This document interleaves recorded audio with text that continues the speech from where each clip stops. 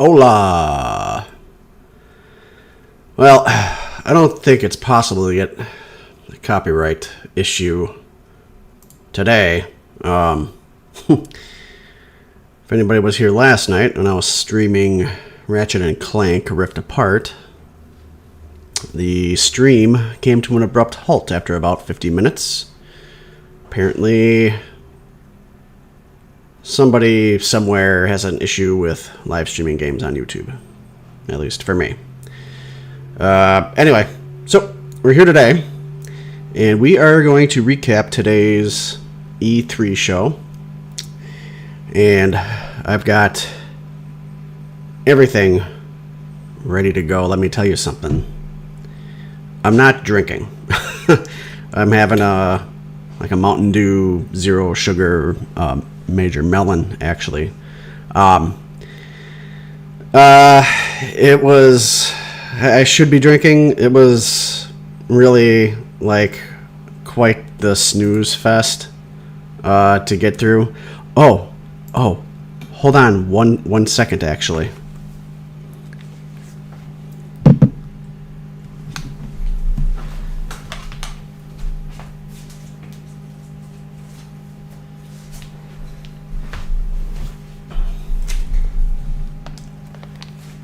Okay, I wanted to grab some stuff that I wrote down because I wanted to actually, before we get into E3, I wanted to recap just very quickly. It's been a busy week overall. We've had the Netflix Geek Week, and then we had the Summer Game Fest. The Summer Game Fest was more like the Summer Snooze Fest. There's only couple things I was interested in, and actually one of them we'll be discussing today. And one thing that I was surprised about, well, let's start out with Death Stranding is getting a director's cut. So there's that, and it looked like that there was I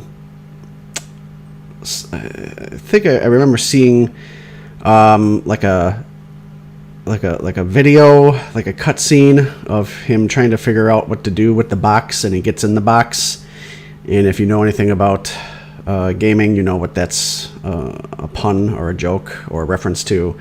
I never bought Death Stranding. I don't know a lot of people that do, and there's people that I've spoken to that are just never interested in playing it, and so I've never been convinced by anybody who hasn't played it, obviously, to play it, so I don't think it's going to get me to pick it up. And Evil Dead is a game that I talked about on an update on Potation Rotation like about a year ago, I think. I was looking forward to that game. I'm really looking for that game now. I can't wait for that game. That is a definite purchase on my list for when that comes out. It looks fantastic. Tiny Tina's Wasteland is something that we'll get into. That was part of E3 today. And for some of you people that like to build shit, there's Jurassic World Evolution 2. And I really don't know anything about Jurassic World Evolution 1. But I guess it was popular enough, even though it's never made my rounds, for it to get a sequel. And out of nowhere, Metal Slug Tactics, a tactical RPG of Metal Slug. I'm a Metal Slug fan. I'm definitely, I can't say definitely, probably, it doesn't make any sense. But I'm definitely going to pick that one up. Metal Slug Tactics came out of nowhere. Elden Ring. That was I wouldn't say it made the show, but I mean it helped. Obviously, we haven't heard about Elden Ring in 2 years. That kind of came out of nowhere, and what even came out of nowhere, even further out of nowhere, was the release in January. That's 7 months away. I was like, wow. That was like, wow, holy shit. And that game looks fucking fantastic. I don't know. I don't know what else to say. I'm hoping that I'm hoping that things kind of like stay quiet with that one for a while now, and then let's like all get excited a couple months beforehand. But Elden Ring was the obvious winner of the Summer Game Fest. As far as Netflix Geek Week, the only way that it's related to gaming is some of the gaming related IPs that they turn into shows. But just a quick rundown of some of the things that they announced or even showed some kind of teasers or trailers for. We got Exception. Shadow and Bone is getting a second season. The Umbrella Academy is getting a season 3. There is Twilight of the Gods. Resident Evil Infinite Darkness. That is going to be a series. The Sandman. They gave out a little bit more information on the Sandman. The Masters of the Universe Revelation trailer dropped. That one I did put on my socials. That's just nostalgia. Was just like, man, I'm telling you, like, I think Kevin Smith probably hit a home run with this one. Lock and Key season 2, which I've been impatiently waiting for. Transformers War for Cybertron Kingdom. That is the third installment of the trilogy anime series that's coming to a head here. And then a Godzilla anime called Singular Point is going. All that stuff. And still not a whole lot of shit about Stranger Things Season 4, except that they are adding more cast members. It seems like that show is just taking forever to get up and going. So, covered that crap at the top. And let's talk about E3. So, man, the first couple hours were an absolute chore to get through. So, you know, I'm Central Time. I'm in Wisconsin. So this thing was supposed to start at noon. And then it started at technically 12:05 is when the live stream started. And then there was a 25-minute countdown timer. So why not start it at, 1:30 Eastern, 12:30 Central, 10:30 Pacific? Why the even top of the hour start time? Was dumb. And then we got a half hour of just bullshit talk. Sometimes it was like really kind of cringy and like, man, I wasn't getting into their back and forths at all. And then the Ubisoft, their pre-show was basically an hour-long countdown where for about 5-6 minutes a pop, you would just see like somebody walking or a boat just going across the water or a car just driving. And it was interspersed with these little bits, like these shorts that ran a few minutes. It was ridiculous. They probably, if they did a really good job, and I don't know if this is on Ubisoft or if it's on E3, but they probably could have just made, because then the actual showcase was like an hour long. They probably still could have made some strategic cuts and then put all that content that was stuck in between the countdown waste of time crap and stuck that into the hour and still had an hour long presentation in a nice tight package. Just get me the information, get it out there, get it going. It was just, whew, man.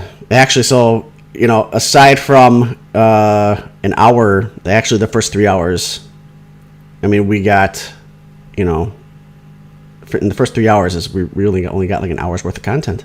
It was just terrible to get through.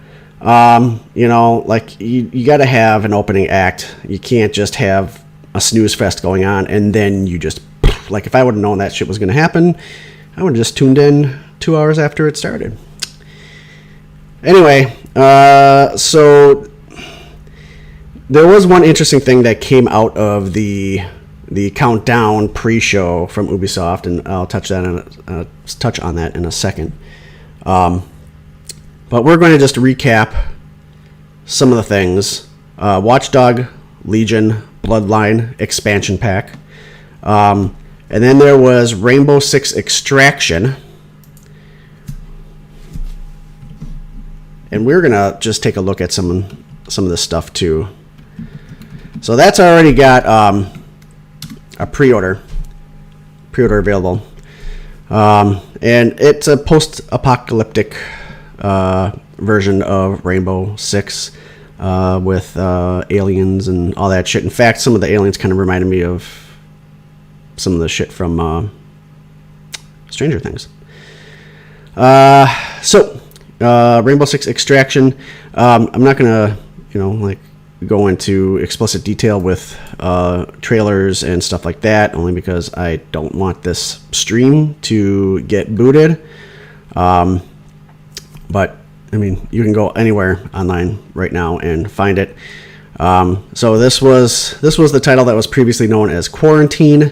It's now called Extraction, featuring the siege operators such as Habana, who's gone missing in action.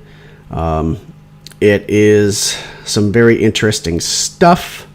If you like shooters, if you like, these shooters where they add zombies and aliens and all that kind of crap, this is right up your alley. I don't have... I don't have a Tom Clancy Rainbow Six game. I have Splinter Cell. I have Splinter Cell's in The Division. I've never been a Rainbow Six person. So, but here you go. You also have 1 to 3 player co-op experience. And so the pre-orders are open for that now. There was also... that's out later this year, by the way. There was also the Rainbow Six Siege with crossplay. And then Riders Republic and Just Dance 2022. That one was... It didn't sell me, and I wouldn't dance. I wouldn't get a dance game anyway. And then there's this Rocksmith Plus. When they first started talking about it, I thought they said Rock Band wrong. I'm like, what the hell is a Rocksmith Plus? Because they're talking about something they said it was around for 10 years. I'm like, did I mishear that? It's supposed to be rock band. As a former wannabe musician, I've never heard of Rocksmith. So when they said that this has been around for like 10 years, I just wasn't familiar. I'm surprised I never heard about it. Because maybe about 10 years ago, I would have picked something like this up to kind of fine tune my guitar playing, which I haven't picked up a guitar in probably 20 years or a little bit less, 15, 20 years. Could have gotten my interest. So Rocksmith Plus, I don't think I need another hobby. I think I'm really quite busy at this point. I think my guitar playing days are behind me. Sign me up for some drums though. If there's like a Drumsmith Plus or a DLC expansion pack for that. But Rocksmith Plus, here we go. We're clicking on this here. The registration for the PC beta does begin today. I'm not sure how much a program like this costs, or if there is, let's see. Well, it's got 66 playable tracks on the disc with more available download content. But there's like all this, here, subscription service. It has a subscription service. I think there's going to be like pay for play type pricing involved in something like this, especially when you might need help or something. It just seems like you're probably going to pay a base price for it and then pay to play for other things for that game. So Rocksmith Plus. Assassin's Creed. I think with how often Assassin's Creed games come out, and we did get Valhalla last year, I think everybody expected a tease for a new Assassin's Creed game for maybe next year. But instead, I guess Valhalla is so popular, they're going to support it like a console would, a console would support its games, so to speak. And we can talk about Sony later. But Ubisoft's going to support Valhalla. There's going to be updates, a new feature discovery tour. There's expansions this year and well into 2022. So they're going to stretch this out. Valhalla is getting the Grand Theft Auto 5 treatment. More Far Cry 6. There is a pre-order gold edition with a season pass that comes with a Far Cry 3 Blood Dragon. Now,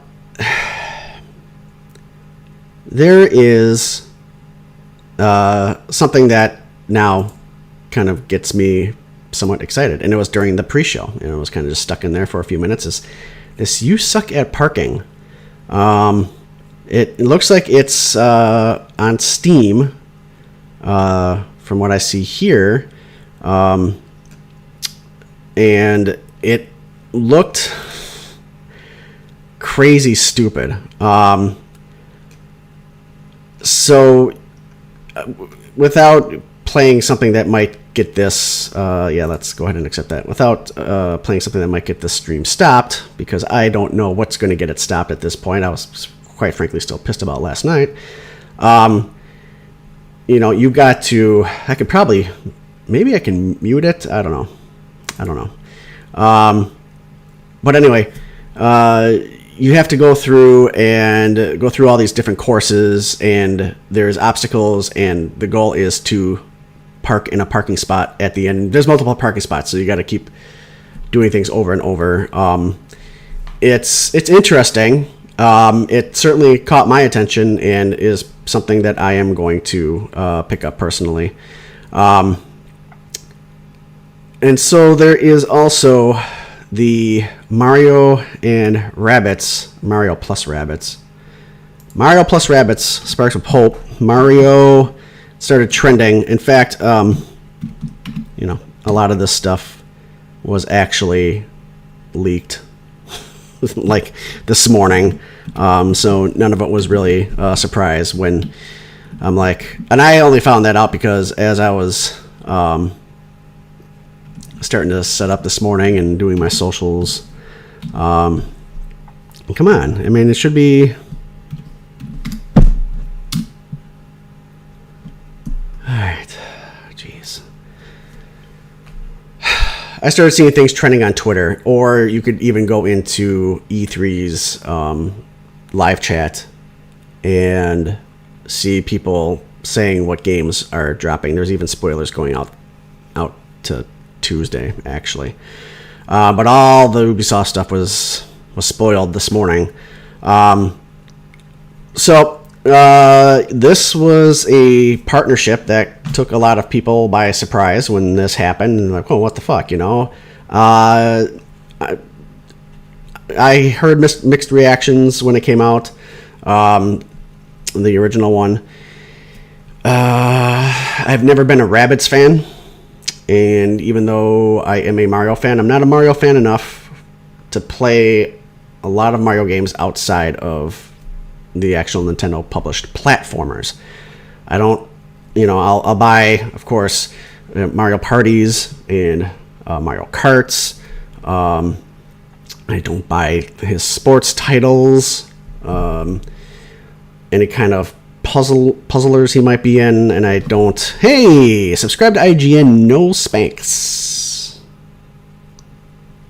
And I definitely would not play Mario Plus Rabbids. It's not something that I'm into. So does it look interesting? Yeah, you got a rabbit, Rosalina, that was revealed.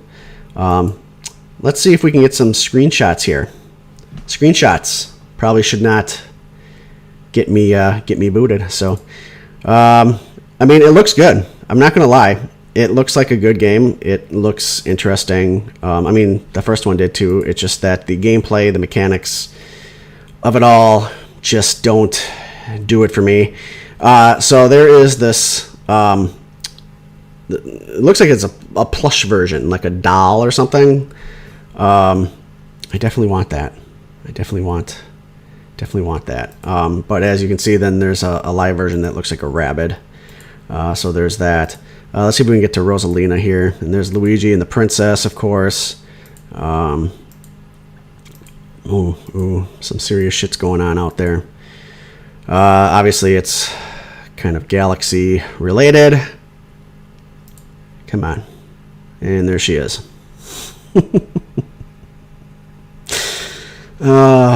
So I'll admit, I mean, there's fans of both franchises, and there's fans of the first game, and kudos, you guys get a sequel.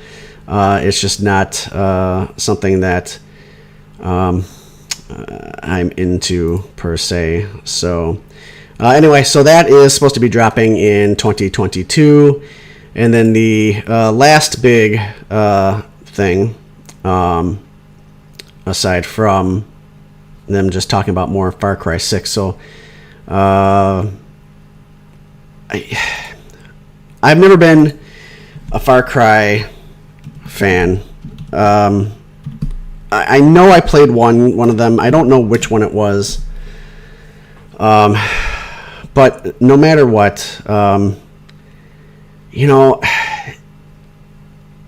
here's the thing. So I absolutely love Giancarlo Esposito. Okay. If he is in something that I can watch on TV, or if he's going to be like in a movie or something, which it's mostly just television, but like I'll watch it. I just freaking love the hell out of that guy. Fantastic actor. Sticking him in this game, I don't know. Still doesn't make me want to try it. Maybe I'll try it. I don't know. If it's on Game Pass, I have no reason not to. I have no excuse. But anyway, there's something about the graphics that made me think that it looked like a what's that game publisher company that puts out the like choose your own adventure games based upon television and film IPs. Like they had The Walking Dead and Back to the Future. It kind of looked like that. Like the graphics kind of looked like they don't look like PS3 graphics or something. Like I don't like the look of that modeling like at all. That's just me. I don't like the look of the game, and that doesn't help. And that's just because it's just a preference of mine. But I guess if it's on Game Pass, I have no excuse. I should give it a shot. So everybody was kind of hoping that was going to be touched on a little bit more, and we did see a little bit more footage from that. But this was the big one at the end.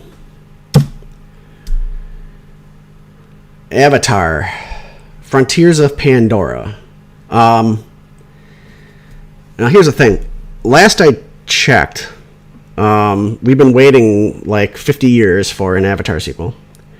Last I checked, Avatar made a shit ton of money because it was a fantastic film to see like in 3D. Probably like the best 3D film ever made. As far as like the best film ever made, no. Like I don't know anybody that was ever excited about Avatar. Like, yeah, wow, it looked great in 3D, but like who cared about anything else? And that was like, at least in my circle, people I talked to, people at work, my last job that I used to talk to movies about, and like nobody cared about Avatar. Like nobody gave a shit. And when all these sequels were announced, nobody gave a shit. Like, I don't know anybody that was just like, oh my god, I can't fucking wait for Avatar 2. I've been waiting for so long. Oh my god, it's finally... Like, what? So last I checked, I don't think anybody ever requested an Avatar game. So obviously, this is going to be... it's a standalone story, and it's supposed to be open world. And as of now, what they showed, the early visuals, it looks good. it looks visually stunning. But it's Avatar, and nobody knows much more about it. It's, even though it's a standalone, I'm sure they're doing this because the sequel is supposed to come out, I think, next year. So we're not going to watch the trailer because, again, like I've been saying all stream, I don't know what's going to get me booted. But it was the Keystone. Yes. Big surprise. The first look of Avatar Frontiers of Pandora. Next-gen take on James Cameron's world looks gorgeous, and I said that it does. It's being built with its own Snowdrop engine at Internal Studio Massive, so it's got potential. I just don't know anybody that wanted an Avatar game. Never in the history of talking about games or what should be a game did anybody that I know ever say, I really wish there was a fucking Avatar game.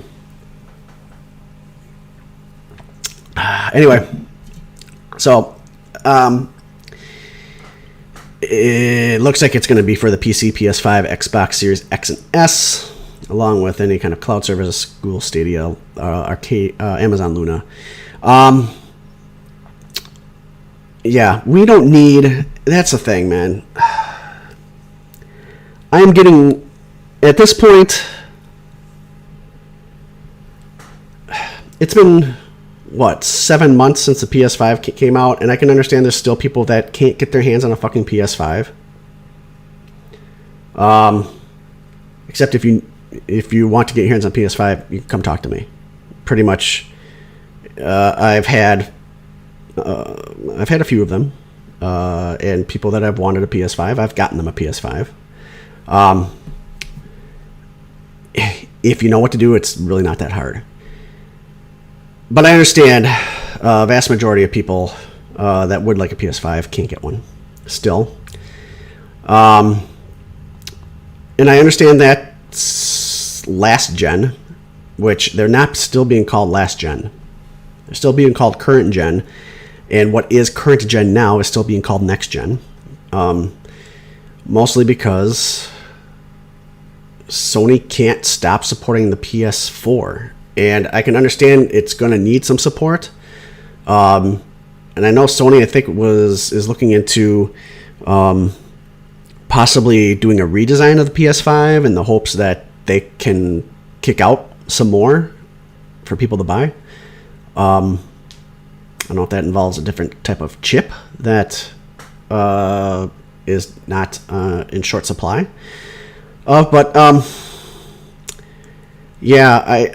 There's still games being announced that's going to be supported for the PS4 into next year, and it's got to stop.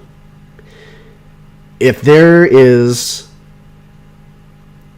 something, I want a game. First of all, I don't want to be one of those people that owns these current gen systems. That's what I'm calling them, because it is. It's been a current generation of gaming now since November, and that's where we're at.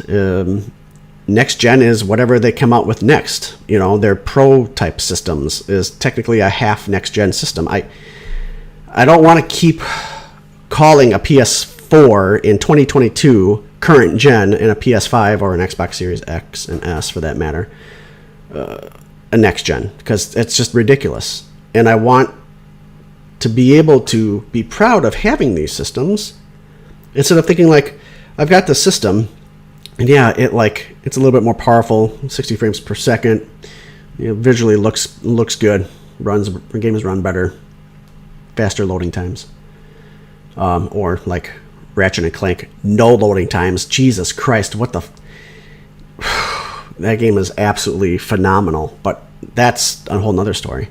I'm getting off topic here.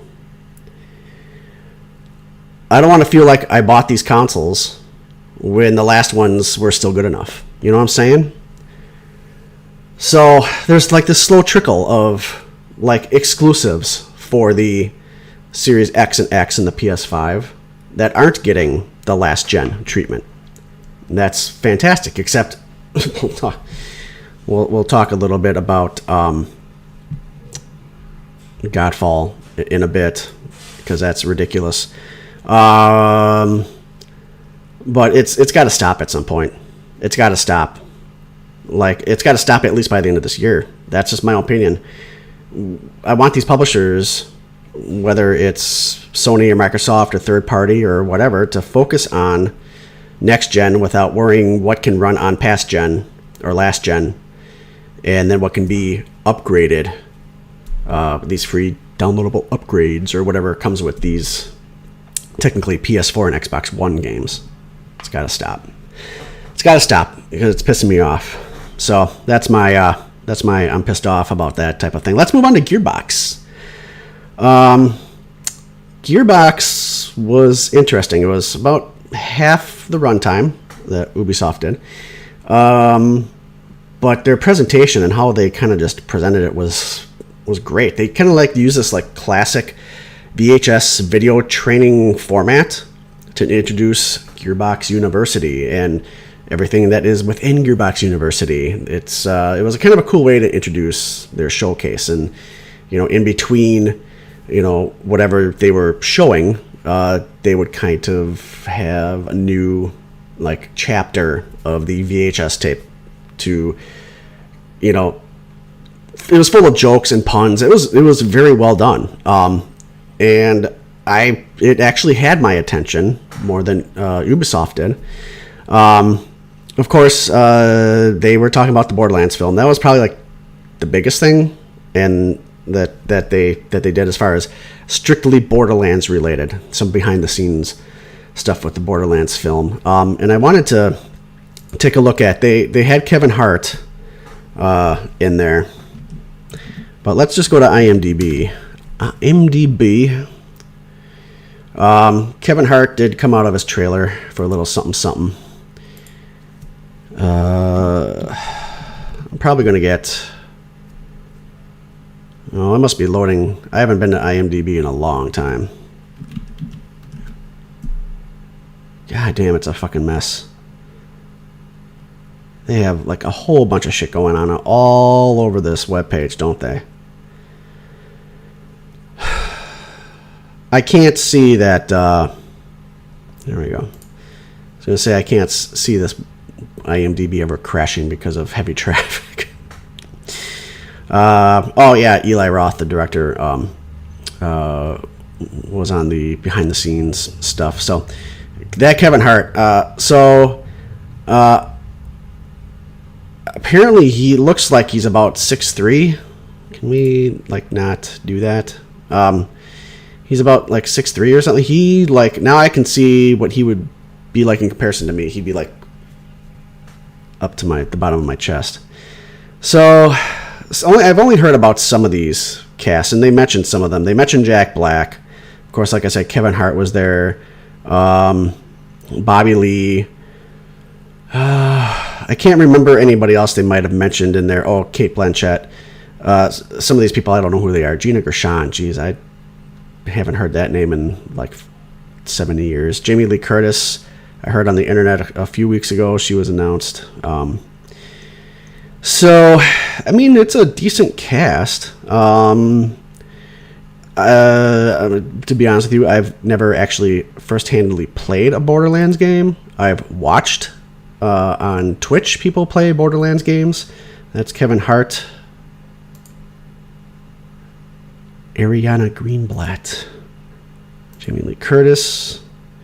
This, you know what? Every time when I do go to IMDb, like on my phone, which runs great, this, like, we've seen it all. Discover what to watch next. IMDb has been like an ad of theirs for like fucking years. Anyway, so and there's the cast.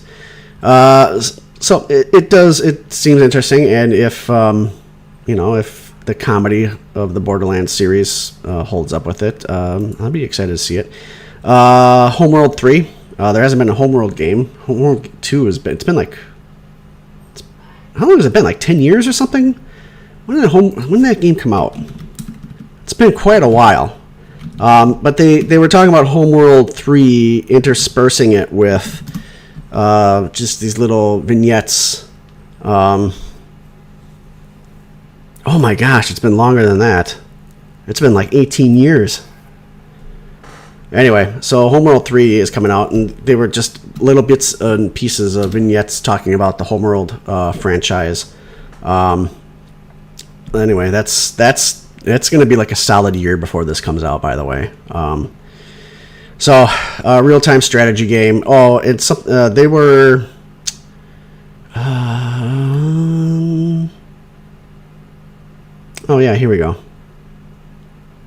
It's release is scheduled. So they didn't have... They were using Homeworld and Homeworld 2...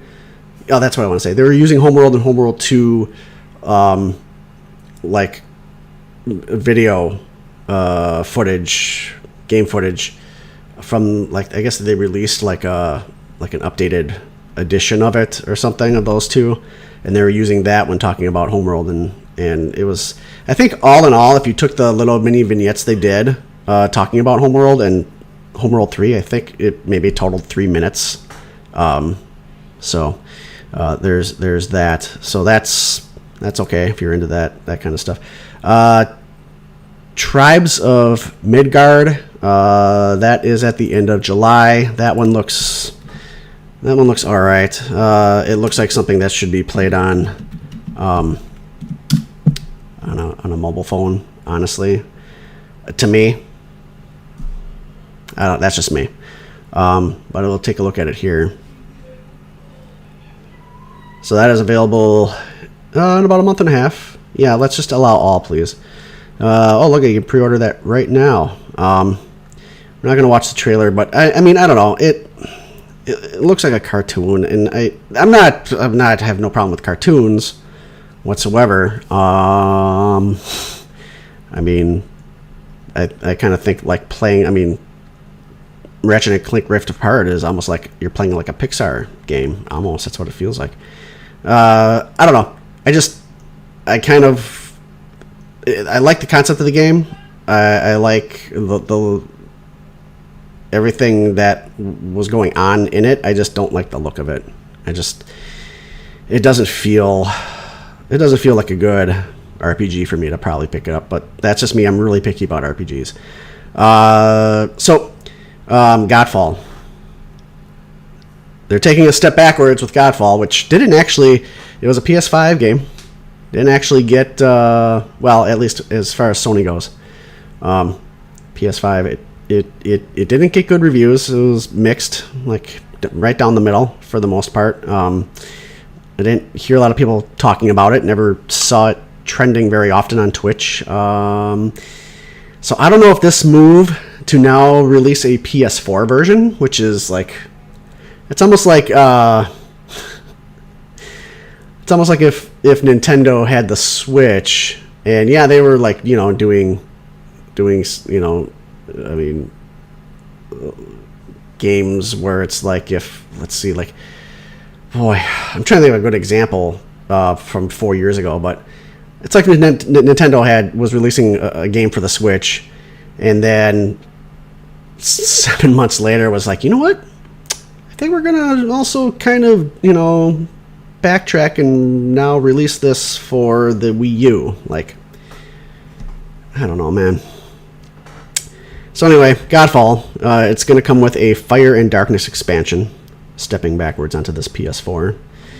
And also a Lightbringer upgrade. That's coming in August. Or not upgrade, Lightbringer update. And that's coming in August. And if you want these, it comes with the PS5 upgrade. So if you don't have Godfall, you can get the PS4 version on your PS5 with these little extra bells and whistles and whatever. I question that wholly. But if it brings more players to Godfall, maybe there's a whole vast audience of PS4 owners that will buy it, and maybe they'll love it, and the overall ratings for Godfall might go up. But yeah, I'm not behind that at all. It's kind of a weird thing to do. Tiny Tina's Wonderland is the closest we're gonna get to Borderlands. This was first spoken about on the Summer of Games. And they kind of did a little bit more with it today here. Let's just go to IGN's Twitter account here. Oh, you know what? I'm not logged in. Can we close that? I am not logged in. So I don't know if it's going to show. Does it show tweets when you're not logged in? I don't know. I logged out of everything just in case I had to go to social media. Anyway, yeah, it's just a tweet where they just mention it. They're not really talking about it that much. But if you're a Borderlands fan, and there's a lot of people that love the tiny. Oh, here we go. What is this? It's got its own little website. Yay! There it is. Yeah, it looks great. It looks.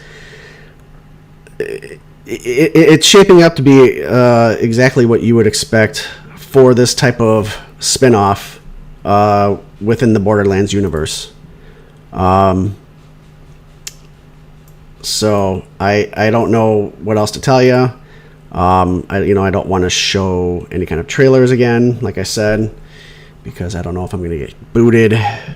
But that's something that I'll learn eventually, what the hell gets me booted and what doesn't, because I'm pretty sure, like, it's a little weird that I would get booted for Ratchet and Clank when that is, like, it's the orchestrated music was the problem or something, or what. A little weird, but yeah.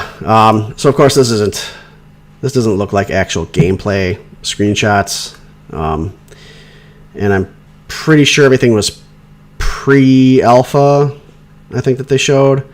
But yeah, so that's coming next year, early 2022. Maybe between now and then they'll start working on another Borderlands game. See, look at that, early 2022, and it's going to be on the PS4 and the Xbox One. Still, kill him. That's what I got to say. Kill him. So that was it in a nutshell. That was E3 today. They did the journalist bullshit after the Gearbox presentation, which I don't think that there was going to be anything big off that. So I just want to see what is trending after today. Games beat. I don't think anybody gave a shit about that. So let's see. Avatar, Mario plus Rabbids.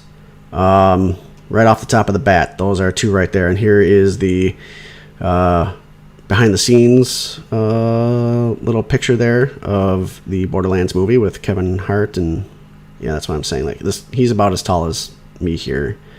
The guy on the left, I think he's like isn't he like Gearbox's like president or something? Like he created Borderlands.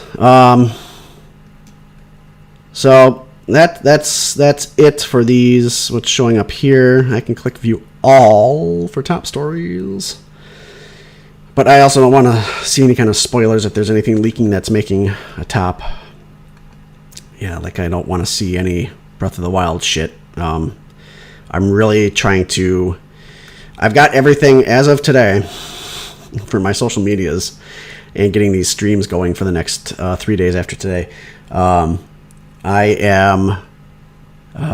got everything like pre-planned out. The bots are going to just go ahead and send all my shit out, and I won't have to look at anything until I literally click start the stream, and then I'm going to be good to go. So that was E3, Saturday's E3 for June 12th, 2021, all wrapped up in a nice tight package. So there's some games, more games that I'm excited about than others. That's just personal preference, people. Everybody's got an opinion. Yeah. So tomorrow, let's take a look at that schedule, shall we? Let you know what's going on at E3 tomorrow. Tomorrow's going to be a bigger one. I mean, you got Xbox and Bethesda right off the bat. That is going to be, everybody's going to be watching that one for sure. Let's see. Let's look at the schedule. What else we got? Oh yeah, Square Enix too. And the Back for Blood. I am so excited for Back for Blood. So it looks like really probably Warner Brothers Games is probably that Back for Blood's going to probably be the whole thing. The whole, probably not even a half hour. It's maybe 20 minutes, and then they'll do like 10 minutes of filler and shit before the PC gaming show starts. Where the people at E3 sit around and talk, bullshit that's not really interesting. There was like this conversation where somebody was like, this chick that was on there today, I don't know some of their names. I know these two particular people, I don't know who they are. And she's like, oh, I know you were a Godfall fan. And the guy's like, no, I wasn't. She's like, oh, I thought you were. Like, like, whoa, that's a little awkward. But anyway, so tomorrow's going to be a little bit better. I mean, we got the Xbox and Bethesda, we got Square Enix, and Back for Blood.